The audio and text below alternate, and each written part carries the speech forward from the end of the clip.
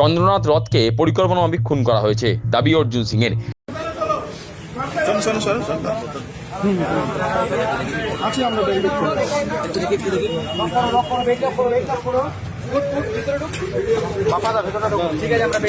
বুধবার রাতে মধ্যমগ্রামের দোহারিয়ায় শুভেন্দু অধিকারীর আত্মসহায়ক চন্দ্রনাথ রথের গাড়ি লক্ষ্য করে এলোপাথারি গুলি চালায় দুষ্কৃতীরা। চন্দ্রনাথ সহ তার গাড়ির চালকও গুলিবিদ্ধ হন। দুজনকেই উদ্ধার করে স্থানীয় হাসপাতালে নিয়ে গেলে চিকিৎসকেরা চন্দ্রনাথকে মৃত ঘোষণা করে। এই ঘটনা নিয়ে বৃহস্পতিবার জগদ্দলের মজদুর ভবনে সংবাদ মাধ্যমের মুখোমুখি হয়ে নোয়াপাড়ার বিধায়ক অর্জুন সিং দাবি করেন, রাজনৈতিক কারণে চন্দ্রনাথকে খুন করা হয়েছে, ওকে পরিকল্পনামাফিক হত্যা করা হয়েছে। তার অভিযোগ, অভিষেক ব্যানার্জি ও মমতা ব্যানার্জির নির্দেশে এই খুনের ঘটনা ঘটেছে। ওরা কিছুতেই এই পরাজয় মেনে নিতে পারছেন না। নোয়াপাড়ার বিধায়ক তথা প্রাক্তন সাংসদের আরও অভিযোগ, জিহাদি শক্তি ওদের হাত রয়েছে, সেই জিহাদি শক্তিকে কাজে লাগানো হয়েছে। তাছাড়া টাকার বিনিময়ে পেশাদারি খুনিকে ব্যবহার করা হয়েছে। তার দাবি, খুনের ক্ষেত্রে মমতা ব্যানার্জি এবং অভিষেক ব্যানার্জি কিছুই পেটোয়া পুলিশকেও কাজে লাগান। এয়ারপোর্ট 2.5 নম্বর গেট এখান থেকে আর তোমার বনগাঁ পেট্রোপল মোড়া একটা নেক্সাস আছে। এই নেক্সাসে অনেক অপরাধী রাত বেরাতে এখানে চলে আসে, বাংলাদেশ থেকে অপরাধ করে বেরোয়। এটা পুরো পলিটিক্যাল অ্যাঙ্গেলে মার্ডার হয়েছে। একটা মেসেজ দেওয়ার চেষ্টা হয়েছে কি আমরা সরকারে না থাকলেও আমরা কিন্তু করতে পারি, মারতে পারি। এই মেসেজটাকে আমরা অ্যাকসেপ্ট করেছি। আর এই মার্ডারটা ফুললি অভিষেক ব্যানার্জি মমতা ব্যানার্জি ইনস্ট্রাকশনে হয়েছে। ওরা হজম করতে পারছে না কি ওদের সরকার নেই, জিহাদি শক্তি ওদের হাতে আছে। এই জিহাদি শক্তিকে দিয়ে এটা কাজ করানো হয়েছে। এই মার্ডারটা দুটো টাইপের লোক করতে পারে। একটা প্রফেশনাল ক্রিমিনাল যারা শুটিং, শুধু ওদের কোনো এমনি অপরাধের কোনো নাম দেখবে না, তারা প্রফেশনালি পয়সা নিয়ে খুন করে। আর দ্বিতীয় যেটা মমতা ব্যানার্জি অভিষেক ব্যানার্জি করায়, এজেন্সি মানে পুলিশের লোকেদের মধ্যে কিছু লোক, ওদের পেটুয়ার লোক আছে, তারা এই ধরনের কাজ করায়। একজন এসপি লেভেলে আছে, একজন তো রিটায়ার হয়েছে। এই ফোকাসটা কিন্তু ওরা করায়।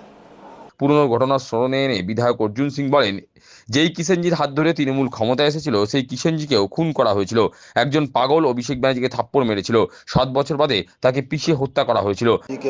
যে কিষেনজির হাত দিয়ে ক্ষমতায় এসেছিল সেই কিষেনজিকে এরা খুন করিয়েছিল, প্রকাশ্যে স্বীকার করে।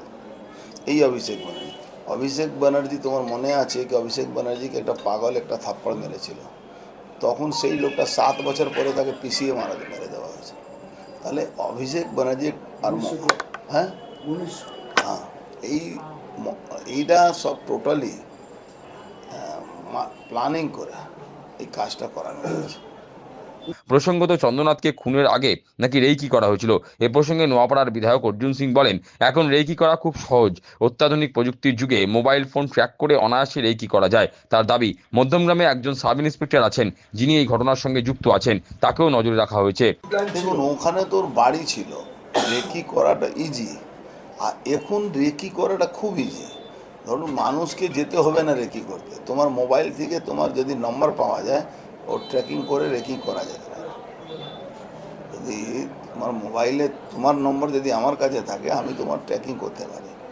এটা একদম বৈজ্ঞানিক পদ্ধতি দিয়ে হয়েছে।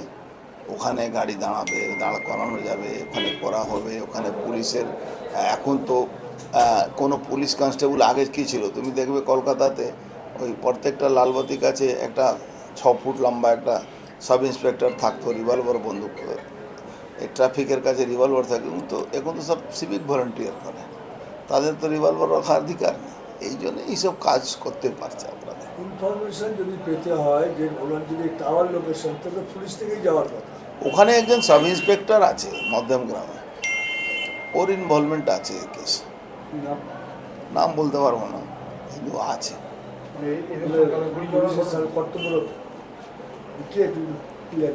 সেটা বলতে পারছি না, আমার কাছে ওখান থেকেই লোকাল লোকের মানে ইনফরমেশন আছে কি ও। বিধায়কের আরও দাবি, এইসব কাজে মাস্টার মাইন্ড আছেন রাজীব কুমার। যদিও তাকে রাজ্যসভায় পাঠানো হয়েছে, তবে পরিকল্পনামাফিক চন্দ্রনাথকে খুন করা হয়েছে। আগামী দিনে সব তথ্য সামনে আসবে। এটা দেখুন, ওই ঘুঘুর বাসার মধ্যে তো এখনো তৃণমূল ঢুকে আছে, এখনো তো পরিষ্কার পরিচ্ছন্ন হয়নি। 90% পুলিশের লোকরা নিরপেক্ষ কাজ করে দিন। 10% তো আছে, 10% ছেড়ে দিন, 1% থাকলেও এই কাজ করতে ইজি আছে। আর তারপরে তো জানেন একটা গ্রেট রাজীব কুমার তার উপরে মাথায় বসে আছে, তাকে রাজ্যসভা দেওয়া হয়েছে। সব বহু প্ল্যানিং করে করা হয়েছে, এটা তথ্য সামনে আসবে নিশ্চিত থাকবে। গাড়ি নাম্বার প্লেট শিলিগুড়ির সেটা জানা গেছে। নাম্বার প্লেটটা জালি ছিল, সেম গাড়ি কিন্তু তখনও শিলিগুড়িতে পড়ে আছে, এখনও সেম নম্বর সেম গাড়ি ওখানে পড়ে আছে। এটা খুব প্ল্যান করে করা হয়। রাজীব কুমারের ইনভলভমেন্ট থাকতে পারে বলছেন? আমি জানি না রাজীব কুমার ইনভলভমেন্ট আছে কি না, কিন্তু রাজীব কুমার মাস্টার মাইন্ড আছে এইসব কাজ করানো।